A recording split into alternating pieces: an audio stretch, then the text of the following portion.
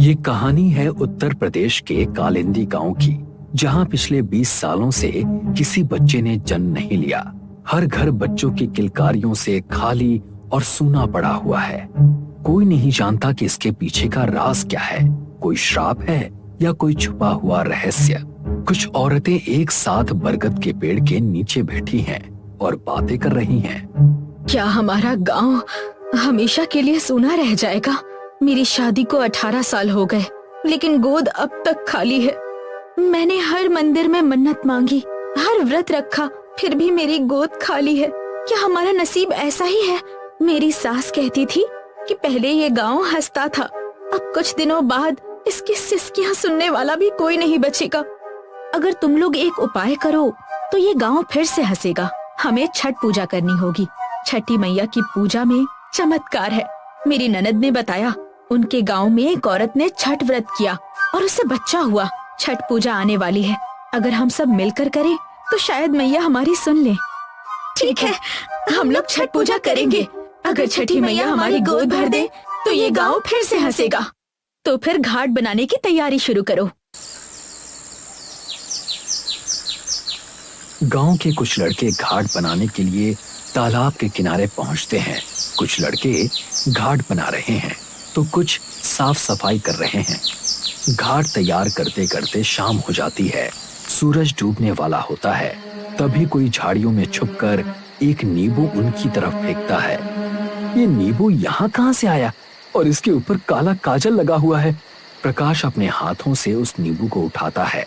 जैसे ही वो नींबू हाथ में लेता है, वो कांपने लगता है और वहां एक धुंधली आकृति प्रकट हो जाती है और उसे उठाकर ले जाती है। बचाओ, बचाओ! प्रकाश को गायब होता देख बाकी लड़के अपने घरों की ओर भागते हैं। गांव के सारे लोग तांत्रिक जी के घर पहुंचते हैं। तांत्रिक के साथ गांव का प्रधान पहले से ही बैठा है। विमला उन्हें सारी बात बताती है। तांत्रिक जी, मेरे बच्चे को बचा लीजिए। लेकिन लड़के इतनी रात को तालाब के किनारे क्या कर रहे थे? छठ पूजा के लिए घाट बना रहे थे। तभी तो बच्चे गायब हुए हैं। छठ पूजा की वजह से ही तो हमारे गांव का ये हाल है। हमने तो सुना है कि पहले भी हमारे गांव में छठ पूजा हुई थी। उस वक्त भी बच्चे गायब होने लगे थे, फिर गांव वालों ने पूजा छोड़ दी। लेकिन हमने ऐसा तो कभी नहीं सुना। नहीं सुना तो अब देखो, गायब होते बच्चों को।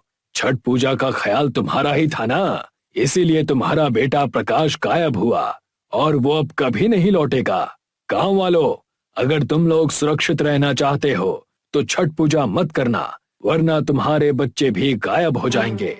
हाँ, और अब तो हमारे गांव में बच्चे जन्म ही नहीं लेते, फिर निसंतान ही रह जाओगे। जो भी घाट पर गए थे वो सब अपने अपने बाल काट कर यहाँ रख दो। मैं तुम्हारी रक्षा के लिए तंत्र साधना करूंगा, वरना वो अज्ञात शक्ति तुम्हें भी गायब कर देगी।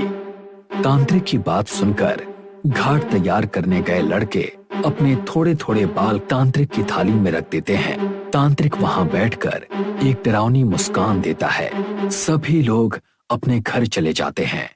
तांत्रिक उन लड़कों के बालों से हवन कर रहा है।